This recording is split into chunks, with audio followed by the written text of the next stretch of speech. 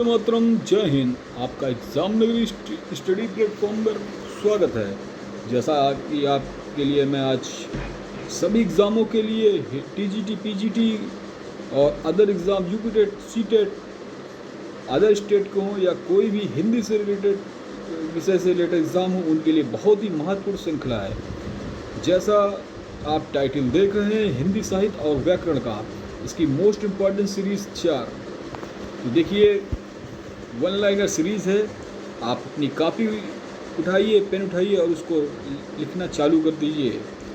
अगर वीडियो आपको अच्छी लगे तो वीडियो में ज़रूर कमेंट करिएगा। अगर चैनल पे आप नए हैं तो चैनल को सब्सक्राइब कर लें और शेयर कर दें। शेयर ज़रूर करिए, चलिए शेयर करके आइए और लाइक कर दें। और वीडियो देखने के बाद अंत में कमेंट जरूर करें। देखिए, पहला क्वेश्चन देखते हैं। संविधान की 8वीं सूची में शामिल की गई 4 नई भाषाएं। कोई भी एग्ज़ाम देने जा रहे हैं, टीजीटी पीजीटी देने जा रहे हैं, टीजीटी पीजीटी से जो मैं क्वेश्चन करा रहा हूँ, ये पुराने रिपीटेड क्वेश्चन है। ये क्वेश्चन आए हुए हैं, रिपीटेड क्वेश्चन आए हुए हैं। इनको ज़रूर अपनी कॉपी पर नोट करिएगा, इनको याद करिएगा, ये फिर से दोबारा आ सकते हैं। चलिए, संविधान की 8वीं सूची में नई शामिल की गई 4 भाषाएँ हैं: संथाली, मैथिली, बोडो और डोगरी। मैंने बताया था किस अनुच्छेद में है, 343 में भाषाएं हैं, 343 351 तक। अनुसूची कौन सी? 8वीं। ठीक है, अनुच्छेद 343।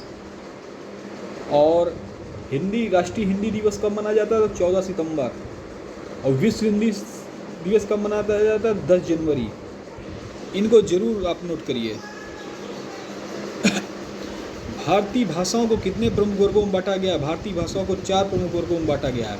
भारत में सबसे अधिक बोले जाने वाली भाषाएं कौन है? भारत में जो सबसे ज़्यादा बोलने वाली भाषा है वो इंडो आर्यन है। कौन सी है? Indo Aryan. भारत में सबसे कम बोली जाने वाली भाषा है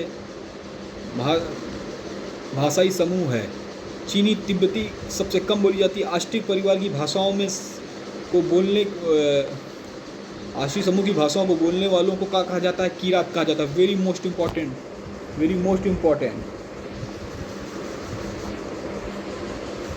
बहुत ही इम्पॉर्टेंट क्वेश्चन है। क्या कहा जाता है?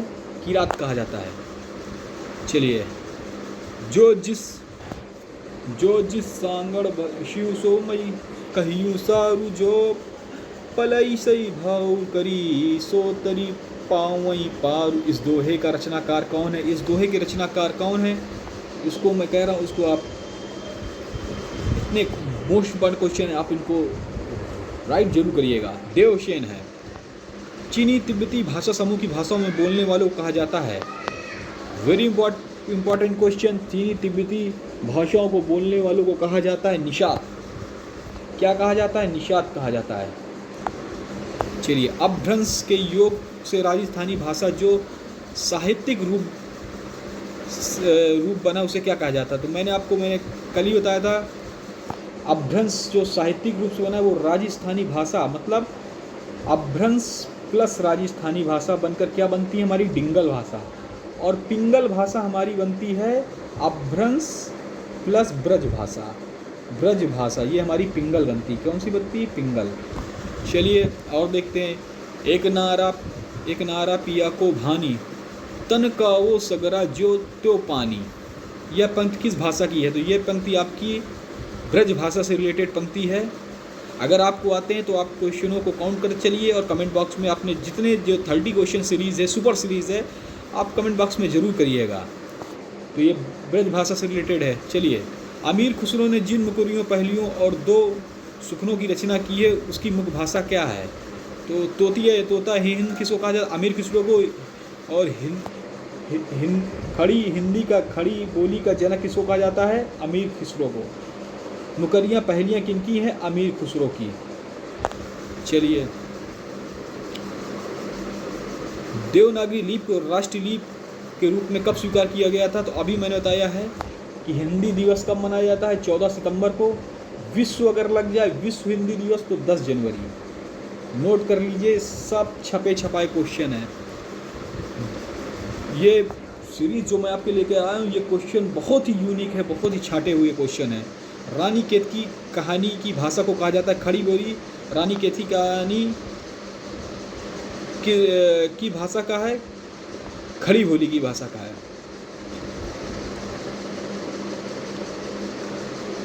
ईशल लखा। प्रादेशिक बोलियों के साथ ब्रज भाषा मध्य प्रदेश की भाषा का आश्रय को लेकर एक समान साहित्यिक भाषा स्वीकृत हुई है, जिनके चरणों को नाम दिया गया पिंगल। मैंने आपको बताया था पिंगल ये किसके साथ बनी है? ब्रज प्लस अपभ्रंश, ब्रज प्लस अपभ्रंश से बनकर बनी है पिंगल। बांगुरी बोली किस बोली से निकट संबंध है? तो बांगुरू बोली हमारी खड़ी बोली से निकट संबंध है। डोंगरी भाषा रूप से कहाँ से बोली जाती है? डोंगरी हमारी जम्मू कश्मीर की है। भारत के किन प्रांतों कोकड़ी भाषा बोली जाती है? तो महाराष्ट्र और गोवा। कोकर तट हमारा कहाँ है? अगर कोकड़ी बोली आ जाए तो आप इससे लगा सकते हैं महाराष्ट्र कैसे। महाराष्ट्र में कोकर तट पड़ता है, कोकर तट ये कहाँ? गोवा तक जाता है, ठीक है। आंध्र प्रदेश की राजकीय भाषा तेलुगु है। मैंने पहले बताया था, अगर पूछा भाषाई आधार पर कौन का राज्य गठन हुआ था तो आंध्र प्रदेश का 1956 में शायद गठन हुआ था भाषाई आधार पर। आचार्य हजारी प्रसाद द्विवेदी के उस इतिहास का नाम बताइए जिसमें वह मात्र आदिकालीन हिंदी साहित्य संबंधी सामग्री संग्रहित है। तो हिंदी साहित्य का आदिकाल ये हजारी प्रसाद जी का इतिहास ग्रंथ है। आचार्य रामचंद्र शुक्ल ने किन दो प्रमुख तथ्यों को ध्यान में रखकर हिंदी साहित्य इतिहास के काल का खंडन किया तथा नामकरण किया? तो देखिए उन्होंने जो किया है इसमें ग्रंथों की प्रचुरता एवं ग्रंथ सिद्धि, इनमें से किस साहित्यकार ने सर्वप्रथम रीतकालीन कवियों के सर्वाधिक परिचयात्मक विवरण दिए हैं? तो मिश्र बंधु ने दिए हैं।